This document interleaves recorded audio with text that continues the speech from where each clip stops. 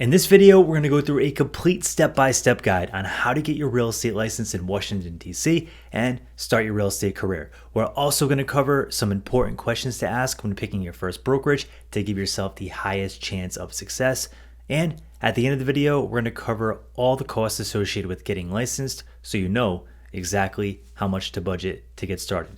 Let's dive right into the video.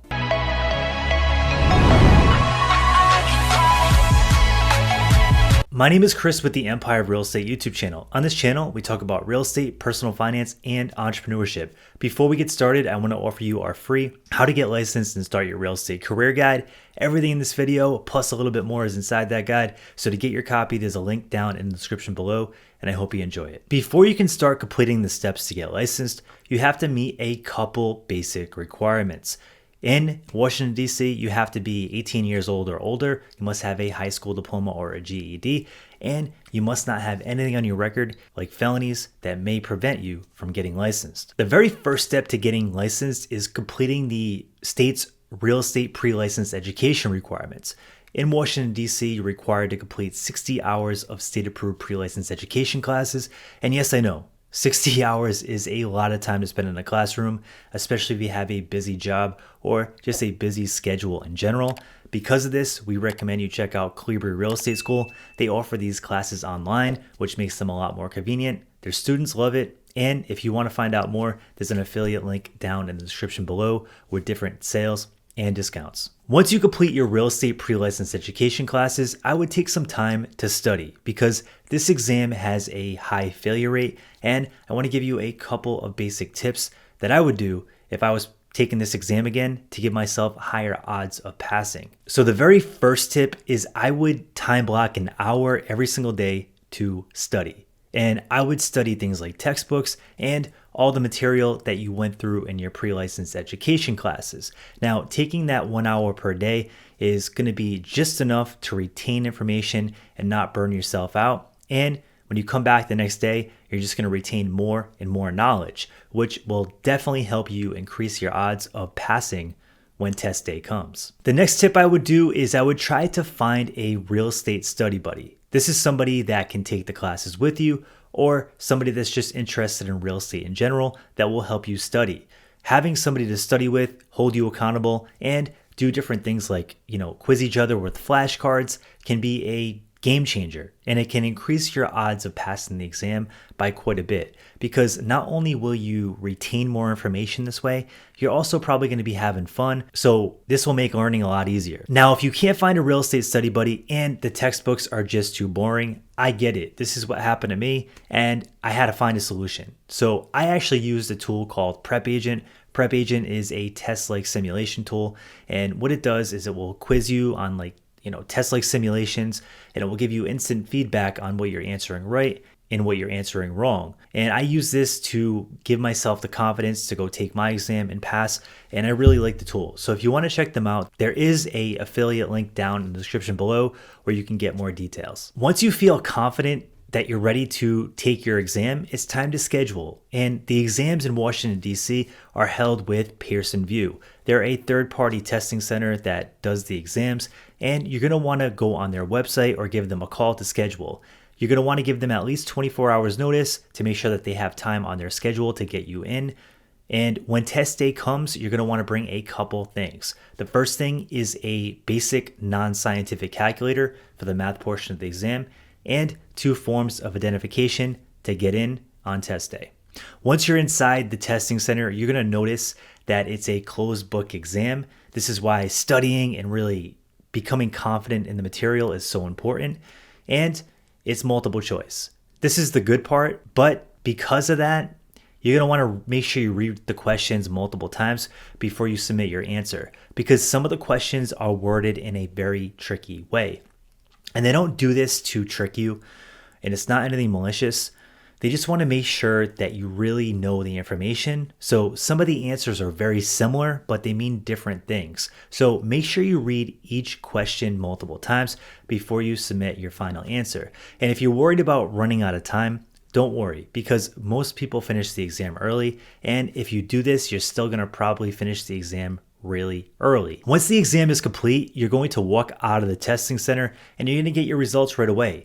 This is the best part about it. You don't have to wait forever and you don't have to have all that anxiety of waiting for test results. So if you fail, it's not the end of the world.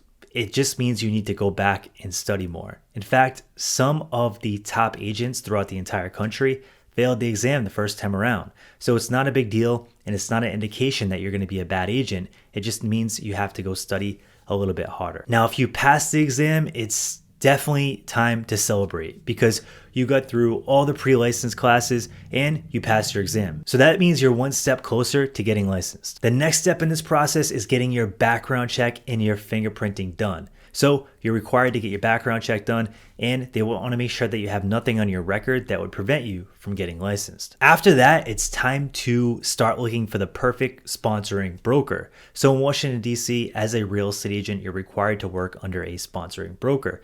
And this is one of the more exciting parts of the process because most brokerages will take you on and you get to pick which one you want to work with. So that's the best thing about it. Now, there are a lot of options out there and picking the wrong brokerage can, decrease your odds of having success. So I want to give you a couple of important questions to ask when interviewing brokers to make sure that you find one that's the right fit for you. The first question to ask is, do you offer mentorship? Having a mentor for the first 3 to 5 deals is a total game changer. I remember when I first started real estate, having a mentor made all the difference because during your first 3 to 5 deals, so many things can come up and so many things can happen.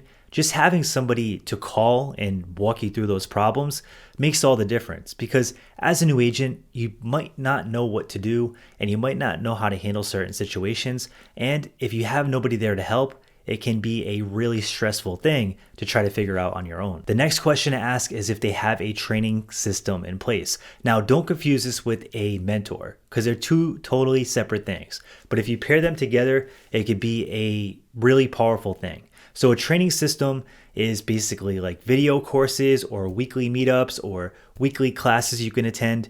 And this is something you do on your own pace and on your own time, but it's basically there to guide you through the very first day you walk into the office all the way up to where you have built a successful business and you're no longer a brand new agent. So having something like this in place is a total game changer because the biggest complaint that I hear from new agents is when they first walk into the office, they just don't know what to do. Everybody's busy, everybody's doing their own thing, and they just don't know what steps to take. And it's not that they're not taking the steps, they just have no idea what to do to become successful. So having something in place that's going to guide you through this will make all the difference. The last question to ask is, how are you going to generate business?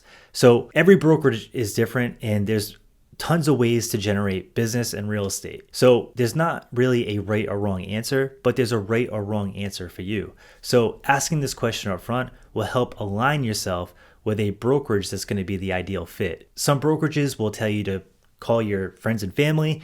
This is basically SOI marketing, and so many people have built very successful businesses doing this alone. When I first started, this wasn't really an option because I was 22 and I had a very small network of people that were looking to buy houses. So I needed to learn how to market and prospect to be able to make a full-time income in real estate. So that's the route that I went down. So either way, there are many options for you, but asking this question up front will help you decide which place is the best place for you to be. Oh, and by the way, we are looking for new agent partners in Washington, D.C. So if you're interested in partnering with me over at Team Power Unit, there's a link down in the description below where you can schedule a 30-minute Zoom call with me and we can see if it's a good fit. And if it's not, maybe I can point you in the right direction. The next step, once you found the perfect sponsoring broker, is going to be submitting your license application. So you're going to package up your pre-license education classes that you completed, your past real estate exam, and your past background check, and submit that with your application, and then you're going to wait to hear back. Once that application comes back and it's approved, you're going to hang your license with the sponsoring broker that you picked, and now you're a real estate agent and it's time to start building your business. So it's definitely a good time to celebrate. But before we wrap the video up, I do want to go into some of the cost so you know exactly how much to budget to get started. The very first thing that I would budget for is your real estate pre-license education classes.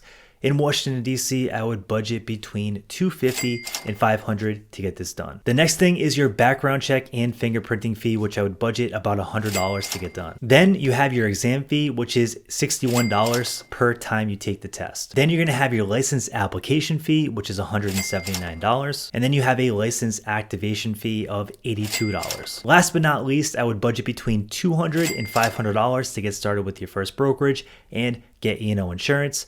So as you can see, getting licensed in Washington, D.C. doesn't cost that much money. The hardest part is getting started, completing the pre-license education, and passing your exam. So if you're going to get started this year and get your real estate license, drop that in the comment section below. I would love to hear from you. And if you have questions about getting licensed, drop that in the comment section below as well, and I'll do my best to get back to you. Thanks so much for tuning in, and you have a great week.